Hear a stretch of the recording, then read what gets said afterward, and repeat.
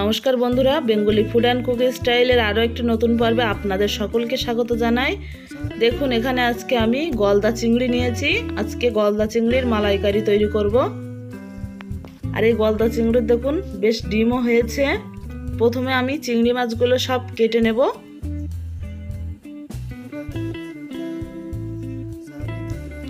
চিংড়ি মাছগুলো কিন্তু বেশ বড় বড়ও আছে, এগুলো পরিষ্কার করে বেছে কেটে নেব।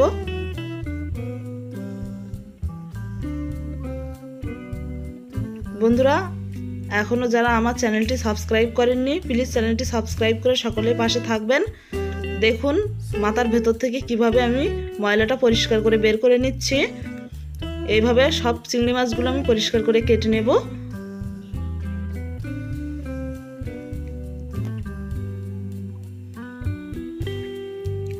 চিংড়ি মাছের মালাইকারি তৈরি করার জন্য নারকেল লাগবে, সেজন্য একটা নারকেল ভেঙে নিয়েছি। এখন কুড়ুনি দিয়ে ছোট ছোট করে কুড়ে নেব। এইভাবে হাত কুড়ুনি দিয়ে ছোট ছোট করে কুড়ে নেব। নারকেলগুলো কিন্তু ছোট ছোট করে কুড়লে দুধটা ভালো বের হয়।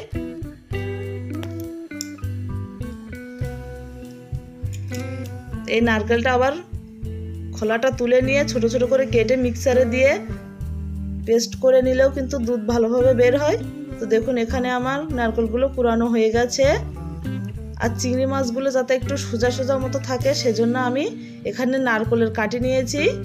এখন চিংড়ি মাছগুলোতে নারকেলের কাঠি পরিয়ে নেব।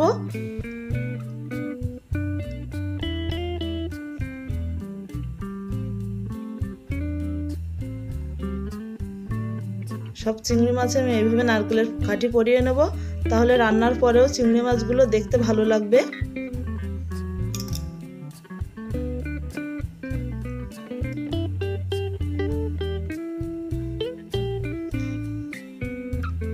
চিংড়ি মাছগুলো সব আমি নারকেলের কাঠি পরিয়ে নিয়েছি।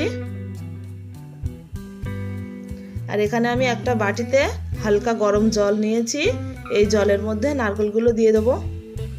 নারকেলের দুধটা বের করার সময় একটু গরম জলে দেবেন, তাহলে দেখবেন খুব তাড়াতাড়ি নারকেলের দুধটা বের হয়ে যায়। গরম জলে দিয়ে দিয়েছি। এবার হাত দিয়ে ভালো করে একটু মাখিয়ে নেব।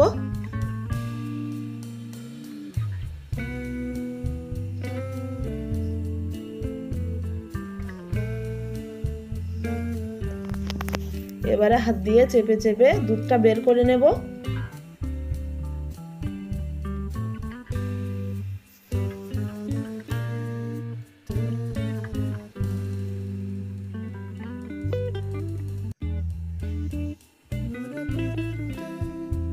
দেখুন, এখানে দুধটা আমার বের করে নেওয়া হয়ে গেছে। এবারে রান্নাটা শুরু করব। প্রথমে কড়াইতে তেল দিয়ে দেবো। তেল গরম হয়ে গেছে। এখন চিংড়ি মাছে কিছু লবণ আর হলুদ ভালো করে মাখিয়ে নেব চিংড়ি মাছটা ভাজার জন্য। লবণ দিয়ে দিলাম, একটু দিয়ে দেবো হলুদ গুঁড়ো। চিংড়ি মাছটা তেলের মধ্যে ছেড়ে দিচ্ছি। এবারে ভেজে নেব। চিংড়ি মাছটা কিন্তু বেশি ভাজার প্রয়োজন হয় না, অল্প ভেজে নিলেই হয়ে যায়।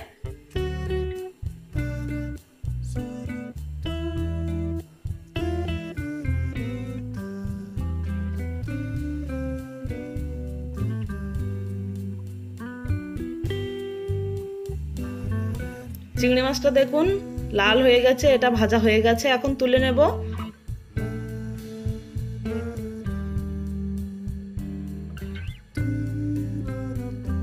একটা বাটির মধ্যে চিংড়ি মাছগুলো তুলে নিয়েছি। কড়াইতে আরো তেল দিয়ে দিলাম। ফোড়নে দিয়ে দেবো শুকনো লঙ্কা, তেজপাতা আর গোটা জিরে। আর এখানে দিয়ে দিলাম পেঁয়াজ বাটা। পেঁয়াজটা কিন্তু খুব মিহিভাবে বাটিনি, একটু হালকা বেটে নিয়েছি।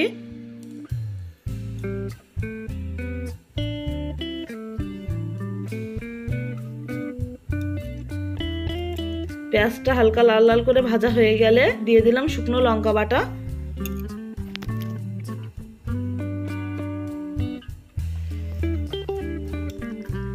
লঙ্কাটা একটু পেঁয়াজের সঙ্গে ভালো করে ভেজে নিয়ে দিয়ে দিলাম হলুদ গুঁড়ো।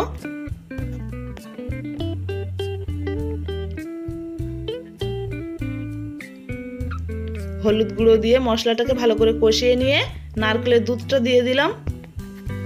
নারকেলের দুধ দেওয়া হয়ে গেছে। এটা ভালো করে ফুটে গেলে তারপরে মাছ দিয়ে দেবো।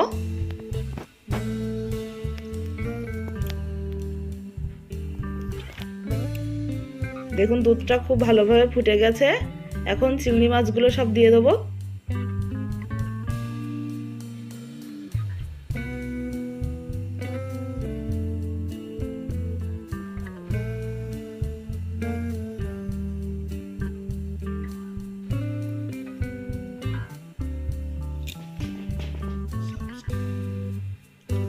দেখুন চিংড়ি মাছটা কিন্তু খুব ভালোভাবে ফুটে গেছে। দিয়ে দিলাম জিরা আর মরিচ বাটা।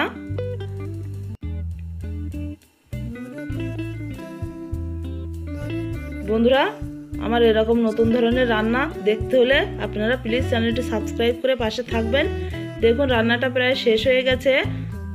ঝোলটা দেখুন অনেকটাই কমে গেছে। এবারে এটা নামিয়ে নেব।